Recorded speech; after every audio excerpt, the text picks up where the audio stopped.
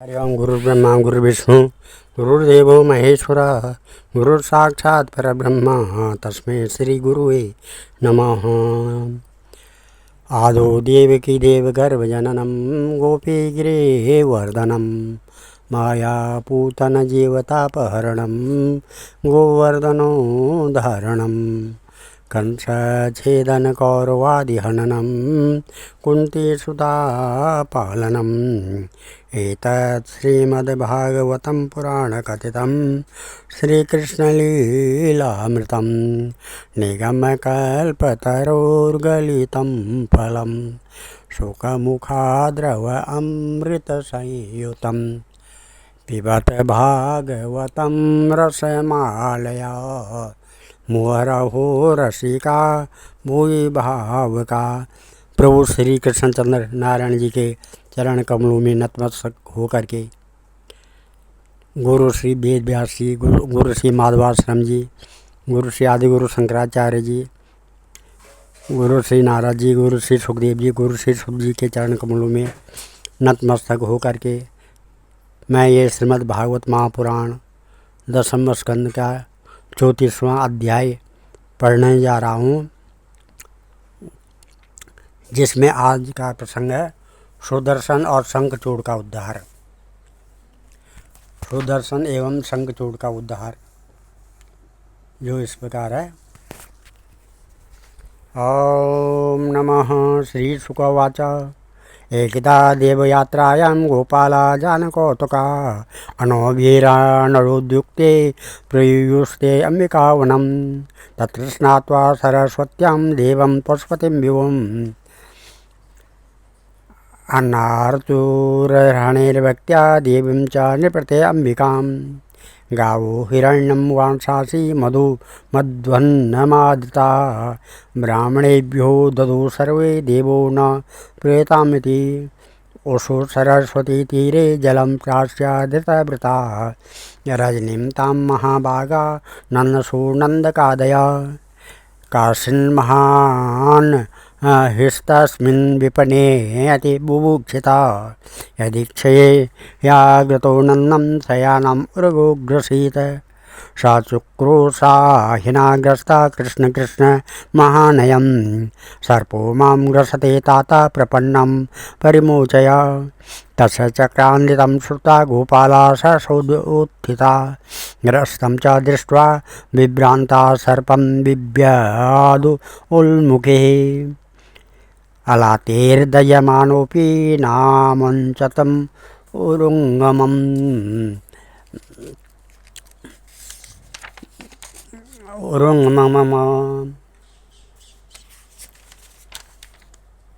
तामस्पृशत्पदाभ्यत्या भगवान् साततां प्रति सौवे भगवतः श्रीमत्पादस्पर्शहता शुभा बीजे सर्पबभौ हित्वा रूपं विद्याधरार्चितं तमपृच्छद् ऋषिकेशं प्रणतं समुपस्थितं दीप्यमानेन वपुषा पुरुषं हेममालिनीं को भवान् पर्या लक्ष्म्या रोचते अद्भुतदर्शनः कथं जुगुप्सितामेतां गतिं वा प्रपतो वशः। श्री सुखदेव जी कहते हैं, परीक्षित, एक बार नंद बाबा आदि गोपों ने शिवरात्रि के अवसर पर बड़ी उत्सुकता, कौतूहल और आनंद से भरकर बैलों से जुती हुई गाड़ियों पर सवार होकर अंबिका वन की यात्रा की। राजन, वहाँ उन लोगों ने सरस्वती नदी में स्नान किया और सर्व अंतर्यामी पशुपति भगवान शंकर जी का तथा भगवती अंबिका जी का बड़ी भक्ति से अनेक प्रकार की सामग्रियों के द्वारा पूजन किया। वहाँ उन्होंने आदरपूर्वक गोयें, सोना, वस्त्र, मधु और मधुर अन्न ब्राह्मणों को दिए तथा उनको खिलाया पिलाया। वे केवल यही चाहते थे कि इनसे देवादिदेव भगवान शंकर हम पर प्रसन्न हों। उस दिन परम भाग्यवान नंद, सुनंद आदि गोपों ने उपवास कर रखा था, इसलिए वे लोग केवल जल पीकर रात के समय सरस्वती नदी के तट पर ही बेखटके सो गए। उस अंबिका वन में एक बड़ा भारी अजगर रहता था। उस दिन वह भूखा भी बहुत था। दैववश वह उधर ही आ निकला और उसने सोए हुए नंद जी को पकड़ लिया। अजगर के पकड़ लेने पर नंद राय जी चिल्लाने लगे, बेटा कृष्ण कृष्ण दौड़ो दौड़ो, देखो बेटा यह अजगर मुझे निगल रहा है, मैं तुम्हारी शरण में हूँ, जल्दी मुझे इस संकट से बचाओ।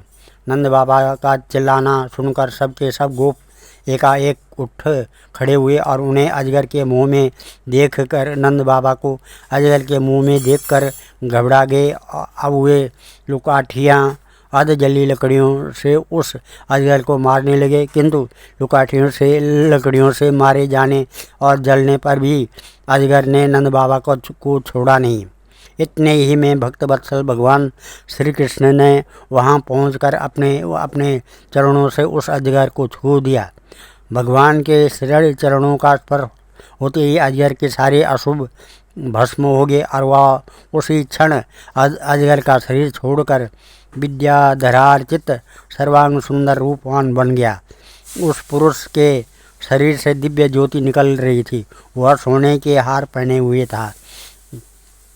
जब वह प्रणाम करने के बाद हाथ जोड़कर भगवान के सामने खड़ा हो गया, तब उन्होंने उससे पूछा, तुम कौन हो और तुम्हारे अंग अंग से सुंदरता फूटी पड़ती है, तुम देखने में बड़े अद्भुत जान पड़ते हो, तुम्हें यह अत्यंत निंदनीय अजगर योनि क्यों प्राप्त हुई थी? अवश्य ही तुम्हें विवश होकर इसमें आना पड़ा होगा।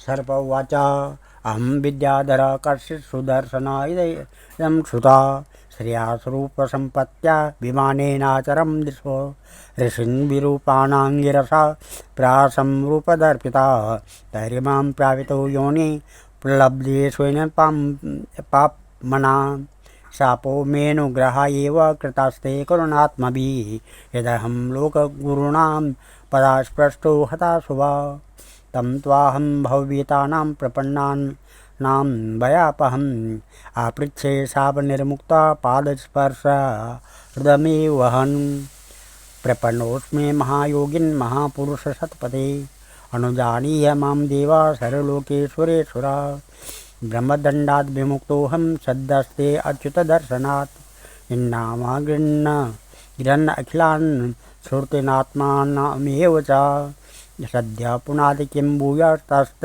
स्पृष्ट पदाहिते इत्योग्याप्यादर्शाहं परिक्रम्याभिवन्द्य च सुदर्शनादिवं यात कृष्णानन्दस्य मोचितः। अजगर निशाम्य कृष्ण से तदात्मवैभवं ब्रजोकशो। इस प्रकार से अजगर के शरीर से निकला हुआ पुरुष बोला, भगवान मैं पहले एक विद्याधर था, मेरा नाम था सुदर्शन, मेरे पास सौंदर्य तो था ही, लक्ष्मी भी बहुत थी, इससे मैं विमान पर चढ़कर वहाँ से वहाँ घूमता रहता था। एक दिन मैंने अंगिरा गोत्र के कुरूप ऋषियों को देखा। अपने सौंदर्य के घमंड से मैंने उनकी हंसी उड़ाई। मेरे इस अपराध से कुपित होकर उन लोगों ने मुझे अजगर योनि में जाने का शाप दे दिया। यह मेरे पापों का ही फल था। उन कृपालु ऋषियों ने अनुग्रह के लिए मुझे शाप दिया था, क्योंकि यह उसी का प्रभाव है कि आज चराचर के गुरु स्वयं आपने अपने चरण कमलों से मेरा स्पर्श किया है। इससे मेरे सारे अशुभ नष्ट हो गए हैं। समस्त पापों का नाश करने वाले प्रभु, जो लोग जन्म मृत्यु रूप संसार से भयभीत होकर आपके चरणों की शरण ग्रहण करते हैं, उन्हें आप समस्त भयों से मुक्त कर देते हैं। अब मैं आपके श्री चरणों के स्पर्श से शाप से छूट गया हूँ और अपने लोक में जाने की अनुमति चाहता हूँ। भक्त वत्सल महायोगेश्वर पुरुषोत्तम, मैं आपकी शरण में हूँ। इंद्रादि समस्त लोकेश्वरों के परमेश्वर स्वयं प्रकाश परमात्मन, मुझे आज्ञा दीजिए। अपने स्वरूप में नित्य निरंतर एक रस हो रहने वाले अच्युत, आपके दर्शन मात्र से मैं ब्राह्मणों के शाप से मुक्त हो गया। यह कोई आश्चर्य की बात नहीं है, क्योंकि जो पुरुष आपके नामों का उच्चारण करता है वह अपने आप को और समस्त श्रोताओं को भी तुरंत पवित्र कर देता है।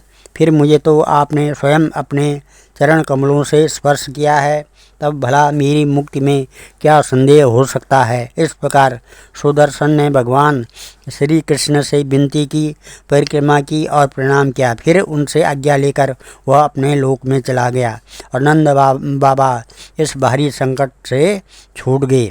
राजन, जब ब्रजवासियों ने भगवान श्री कृष्ण का यह अद्भुत प्रभाव देखा तब उन्हें बड़ा विस्मय हुआ। उन लोगों ने उस क्षेत्र में जो नियम लिए रखे थे उनको पूर्ण करके वे बड़े आदर और प्रेम से श्री कृष्ण की उस लीला का गान करते हुए पुनः ब्रज में लौट आए। निशम्य कृष्ण च तदात्म वैभवं ब्रजो कसो विस्मित चेत सस्तमः सामप्य तस्मिन् नियमं पुनर्ब्रजं नृपाय युस्तत्कथयन्त आदिता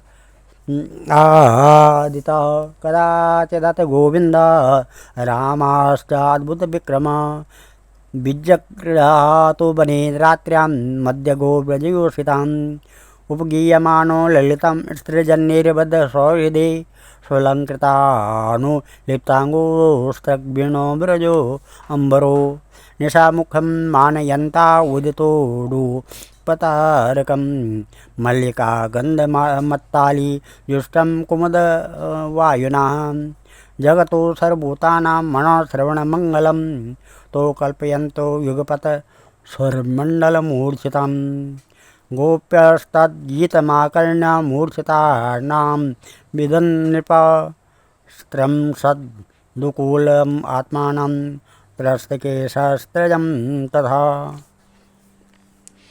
एक दिन की बात है। अलौकिक कर्म करने वाले भगवान श्री कृष्ण और बलराम जी रात्रि के समय वन में गोपियों के साथ विहार कर रहे थे। भगवान श्री कृष्ण निर्मल पीताम्बर और बलराम जी नीलांबर धारण किए हुए थे। दोनों के गले में फूलों के सुंदर सुंदर हार लटक रहे थे तथा शरीर में अंगराग सुगंधित चंदन लगा हुआ था और सुंदर सुंदर आभूषण पहने हुए थे। गोपियाँ बड़े प्रेम और आनंद से ललित स्वर में उन्हीं के गुणों का गान कर रही थी। अभी सायंकाल हुआ था। आकाश में तारे उग आए थे और चांदनी छिटक रही थी। बेला के सुंदर गंध से मतवाले होकर भौरे इधर उधर गुनगुना रहे थे तथा जलाशय में खिली हुई कुमुदनी की सुगंध लेकर वायु मंद मंद चल रही थी।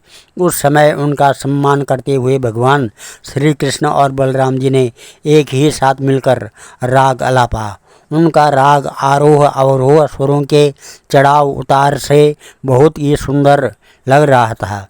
वह जगत के समस्त प्राणियों के मन और कानों को आनंद से भर देने वाला था। उनका यह गान सुनकर गोपियाँ मोहित हो गई। परीक्षित उन्हें अपने शरीर की भी शुद्ध नहीं रही कि वे उस पर से खिसकते हुए वस्त्रों और चोटियों से बिखरते हुए पुष्पों को संभाल सके। एवं